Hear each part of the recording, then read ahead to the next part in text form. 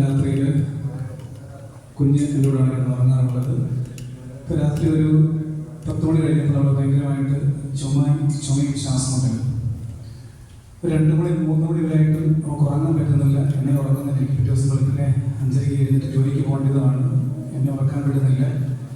ഞങ്ങൾ പറ്റുന്ന പ്രാർത്ഥനയൊക്കെ പ്രാർത്ഥിച്ച് കൊടുക്കാൻ മരുന്നൊക്കെ കൊടുത്തു. എന്നിട്ടൊരു 4 മണി വരെ പുള്ളിങ്ങനെ കിടന്ന് ഉരുടുകയാണ്. എന്നെ ഇടി തൊഴി ആകെപ്പാടെ അസ്വസ്ഥമായിട്ടിരിക്കുന്നു. ഞാൻ പെട്ടെന്ന് എൻ്റെ മനസ്സിൽ ഒരു പ്രാർത്ഥനാ നിയോഗം പോലെ തോന്നിയത്, ഞാൻ അടുത്ത മാസത്തെ, അതായത് ജൂൺ മാസത്തെ നമ്മുടെ ധ്യാനത്തിൽ വരുമ്പോൾ ഇവിടെ സാക്ഷ്യപ്പെടുത്തിക്കൊള്ളാമെന്ന് പറഞ്ഞ് കുഞ്ഞിൻ്റെ നെറ്റിയിൽ കുരിശ് വരച്ചു ഒരു നന്മതയോടെ ചൊല്ലി.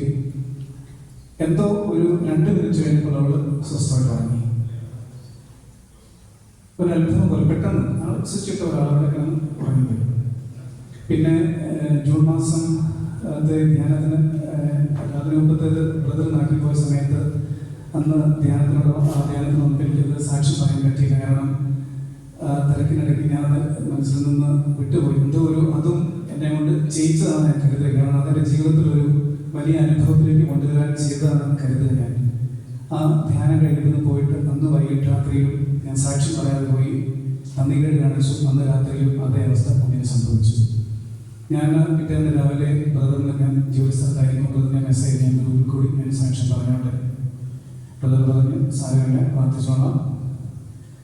അതനുസരിച്ച് പിറ്റേ ജൂൺ മാസം ഞാൻ സാക്ഷ്യം പറയേണ്ടതായിരുന്നു. പക്ഷേ ഞങ്ങൾ പാതുകയിലേക്ക് കുർബാനയ്ക്ക് വേണ്ടി കമ്മിറ്റിയുടെ കുർബാനയ്ക്ക് വേണ്ടി പോകേണ്ടി വന്നുകൊണ്ട് അന്ന് സാധിച്ചില്ല.